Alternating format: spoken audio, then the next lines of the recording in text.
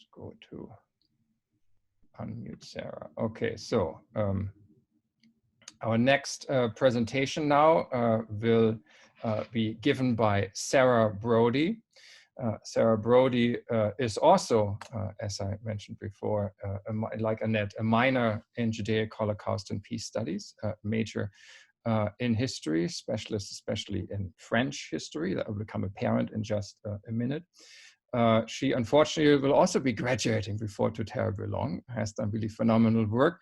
And her project, in fact, centers on UGIF and Vichy France and the question of collaboration with a specific case study and focus on Lyon. So without further ado, Sarah, would you like to take over? Yeah, of course. Hi, I'm Sarah. I major in history and French with my minor as well, and I decided to pull all these subjects together and study like a question that's very pertinent right now in the study of France during the Holocaust, which is the question of Jewish collaboration. The name of my paper is UGIF and Unwilling Jewish Collaboration in Lyon, France. Like other states in Europe during the Second World War, there were Jewish councils established like to represent their Jewish peers and as well to provide leadership during the conflict. In November of 1941 is when UGIF was founded like as a cause of German demands in northern France, and Vichy soon like followed with their own creation of a different autonomous UGIF council in the south, like free of German demands. Yeah, so the Jews of France who headed the council, as well as their like less prominent counterparts who were forced to join the organization, were assured that the sole purpose of UGIF was to provide social aid. And it was performed, like there were orphanages founded, they distributed food, released funds, and performed other acts of service. But they were also forced to yield to German and like collaborator demands to surrender money, cooperate with mass arrests, and provide names like to cause further arrests. My main question to answer with this, oh, hang on, I totally forgot because I'm nervous, but I do have a PowerPoint to share. So I'm gonna go ahead and share my screen if I can find it. Yeah. Okay, here's that. Oh, sorry, Zoom will not cooperate. It's fine, you got the permission, but it's okay, just continue on without it. Yeah, so going along with that, hang on. It's the stop share button is like immediately on top of the tab that I wanted to access, so. Great. Okay, so background, there's France during the Second World War. You can see the demarcated zones. So as most of you know, the northern section of France was like occupied by Germans who like controlled the government and like the police, and the southern zone of France was technically free and controlled by Vichy and like Pétain and all his supporters. Although eventually they were also occupied by Germans. So again, my main question to answer with this research was to see whether the collaboration done by UGIF was like participatory or if it was like more multifaceted than that, like, because a lot of scholars have studied the same subject with like the one main body of work lancing this discussion was Les Juifs dans la collaboration, which is by Maurice Rochefis, which he wrote in 1980. His take on the issue is like super scathing. It was very classist based. He argues that the leadership of UGIF and their actions during the Second World War were like actively collaborating. He claims that they were assimilated members of the bourgeois establishment in France, and they were committed to maintaining that status that they had, even at the cost of the lives of their like fellow Jewish peers, especially if they were of lower classes or different national origins. Naturally, a lot of people disagree with this view. A lot of the scholars I've been reading argue that it really was the philanthropic organization. It was a name. and that their social aid services were perverted and twisted by occupiers and collaborators, and eventually made to hurt other members of French Jewry. This is like the view that I take. I don't think it was active collaboration, and that's why the title of my paper includes the phrase unwilling collaboration. In order to sharpen the focus of this paper, I've decided to focus on UGIF, one in southern France under the Southern Directive of the organization, and also just in the city of Lyon. So there's a map of Lyon. I studied abroad in Lyon last semester and decided that it was a good city to look at their like regional bureau. The seat like of the main bureau of UGIF in southern France was in Marseille, but I thought it would be interesting to study like a regional office as opposed to like the main body. So Lyon's like considered the center of resistance during the Second World War in France, but I think in highlighting this role of resistance, it's also ignored that there was collaboration and like lots of violence towards Jews taking place as well. The regional delegate of Lyon's UGIF office was a man named Raymond Geisman, and through the sources I've observed, he seems to be like completely compliant with the demands of the Northern Directive and eventually the Germans who came and were like active in the government in southern France and in Lyon. So most of the primary sources I observed for this come from the Union Générale des Israélites de France, which is UGIF for short. Most of the sources I looked at were from the YIVO Institute for Jewish Research, which were then like scanned and provided through reels at the United States Holocaust Museum and Memorial Archive.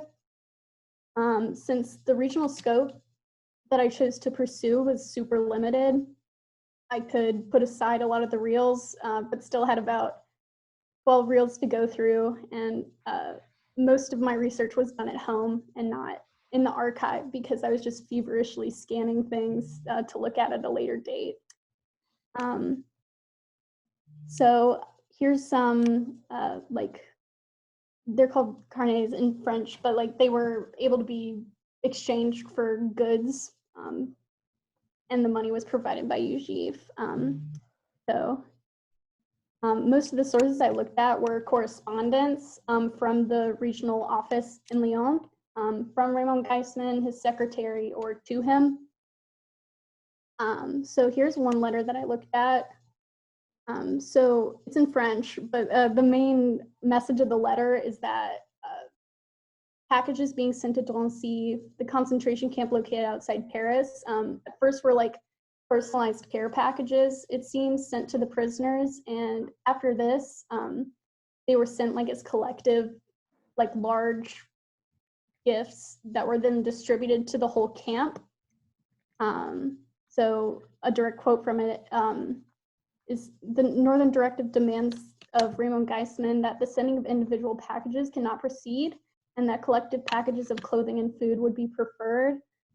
This doesn't seem that harmful at first because gifts are still being received, like clothing and food is still being distributed to the prisoners. But you can see in my next source that it kind of took, like it progressed in its detrimental effects. So this one was written the 9th of July in 1943. And this next one is from a few months later in September.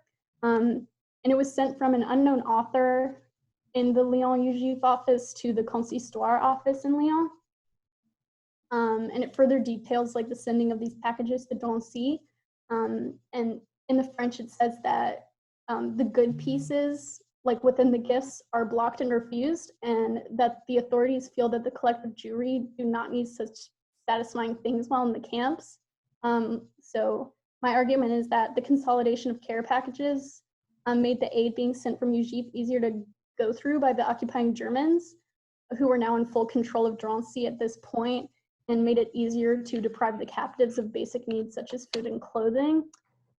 So though UGIF officials in Lyon were like acting philanthropically and extending aid to fellow Jews, that aid was being like twisted by these other like occupying forces who were able to like take away the aid. And there's the rest of the letter. So like through this, like UGF officials knew that these gifts were being gone through and things were being taken away from them. But rather than protest that, they just advised the consistoire office, who is also participating in this delivering of packages, to stop shipping nicer things at the risk that they would not reach those interned in Drancy. So rather than contest this like obvious like perversion of their social aid, they're just like stop sending nicer things. So much of my research has been the same thing, like going through reels of correspondence from the UGF office in Lyon and then drawing my conclusions based on these words.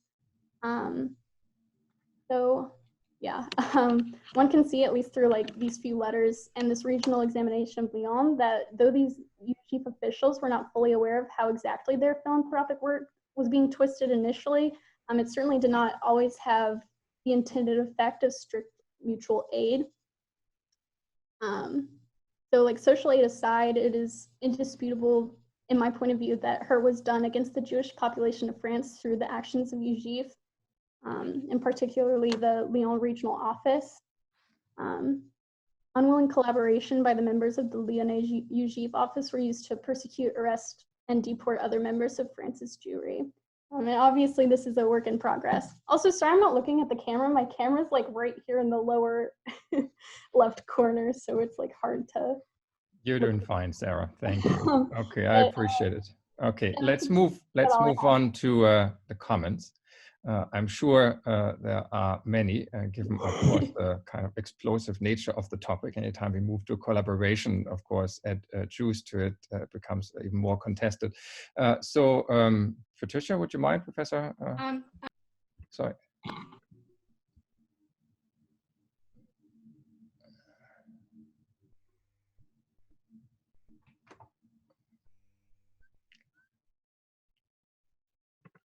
Patricia, you're muted. He's muted.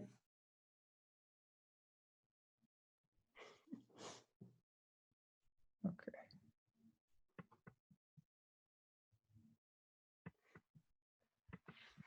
I beg your pardon. I had it muted because I had my little terrier here. So what I was saying was, I think Lyon is a really interesting choice because it's, of course, also associated as sort of the capital of the Vichy resistance with Jean Moulin, right? And who was of course captured there and tortured by Klaus Barbie. It's also famous because you have Klaus Barbie in that particular notorious area of Nazi involvement in trying to put down the French resistance. And also what I think is really important to bring across is the very difficult position that these Jewish organizations are in, whether they're in Germany or Austria, or their Jewish councils in Vichy France.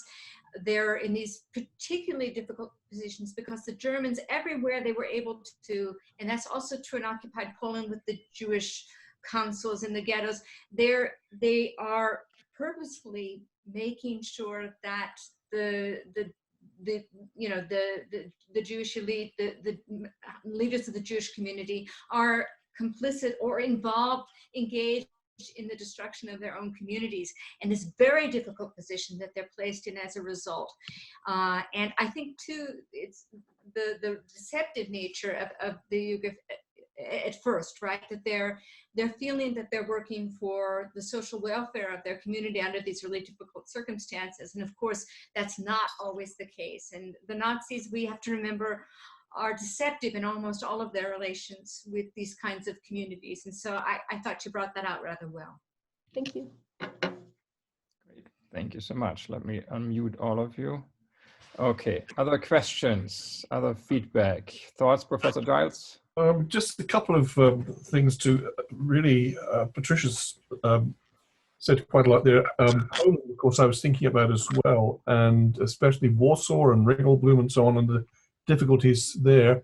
Of course, the whole issue of supplies, gifts not getting through is quite general, and of course also plays out with payments, cash payments to forced labor in concentration camps. I mean, the Nazis have these wonderful tables of all the precise amounts of payment for forced labor, and a very tiny proportion of that actually gets through to the inmates.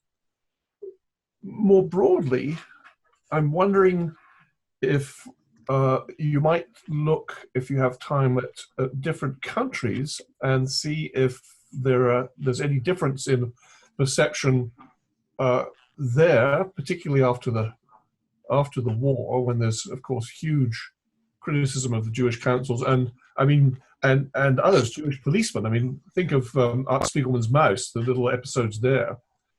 The other thing that struck me that might be a fruitful path to go down is, and I don't know how you'd find out about this, is there a generational difference in criticism of these councils with sort of second and third generation Holocaust survivors? Are people now able to take a more balanced view of this and the huge difficulties, the impossible situation into which these Jewish council members and members of these philanthropic organizations were placed?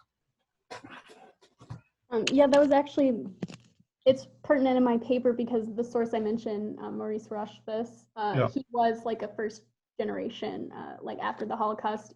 He was actually part of the Veldiv roundup. He was released along with his sister, but his parents were killed in Auschwitz after being deported. So that is maybe why he was so like condemning towards Yuzhif. So that definitely would be something to look into. And the question of like other regional councils is also a good question, but unfortunately, Dr. Kaplan has limited us to 14 pages, and my only other language is French, so that's also. Okay. So in the chat, Matthew Fishback asked about the Museum of the Resistance in Lyon and like their kind of exclusion of Jews in their like presentation of the Second World War in Lyon. I actually lived 2 tram stops away from the museum and did work there on my thesis while I was there. And they actually they've kind of revamped the museum in the past like 3 years or so to actually include a teeny tiny exhibit about the Jewish community of Lyon. So they don't address like the exclusion of Jews from these resistance groups. Mostly they're like, look at some of the things we did for their benefit. And they have a huge thing about les enfants d'Izu, which I'm not sure why, because the resistance did nothing to help that group of children. So yeah, they've tried to, I'm listening to a thing. they've attempted to improve it, I guess, from your visit to the museum, but it's still definitely not very representative of like the Jewish community in Lyon and the hurt that was done to them during the Second World War. Well, that would be another interesting, it's too big a topic for you probably, but another interesting avenue to follow, how the issue is dealt with in different countries' museums. I mean, of course, Auschwitz didn't say much about the Jews initially in the museum there. Not to mention Minsk. I was in Belarus once. Minsk, in their Museum of the Great Patriotic War, had no mention of Jews. It was all about brave Soviet citizens. So it'd be interesting to know how, with the remodeling, the rethinking of these museums, thinking also of Majdanek, for example, where the information, the facts, the numbers were all wrong. Have some of these museums, presumably some now online, done anything to address this question? Yeah. Patricia may know. I don't know. I think the issue is that a lot of countries choose to go for like the victims of fascism route, not victims based on like religion and ethnicity, because that makes it a harder issue to address, because a lot of these countries were active in the persecution of their Jewish people during the Second World War. So I guess we'll see. Yeah, Jeffrey, I don't want to drag this on because that's not really her topic, but Majdanek is much improved over the past 20 years. Thomas Krantz is there, or was there. for a long time, and That's right. the late Robert Kowalik worked there as well. Right. So, Yeah, they were pioneers for that. Yeah. yes, absolutely. Yeah. Okay. And Sarah, we have a follow-up question from another audience member who actually also was in Lyon, former Hillel student, also at ASU, and was wondering if you had any contacts or were able to draw on some of the material that the Museum of the Resistance in Lyon was providing or not. So the sources I used for my thesis weren't actually very applicable to this paper because my thesis is about post-Holocaust ideologies in Jewish communities in France. So I looked at like a survivor organization that was based in Lyon. But a lot of their like primary sources, they're very obsessed with Jean Moulin there. And that what so much, like there's basically a whole wing of it's not that big of a museum, but they've got huge displays just for Jean Moulin. Like it's the museum. I had a few problems with the museum. We went through with the class, and you know, everyone else who doesn't really study this time period was impressed by it, and then me and one other student were just kind of like a little bit horrified by mostly the complete like I don't want to say ignorance. They just didn't have much representation of the Jewish community in Lyon and in southern, or like in France in general. Like it's just about resistance. Look how great we were at fighting the Nazis, ignoring the fact that they were also contributing to the persecution of Jews during their time there. Yeah. Okay, perfect. Well, thank you very much for a very powerful presentation.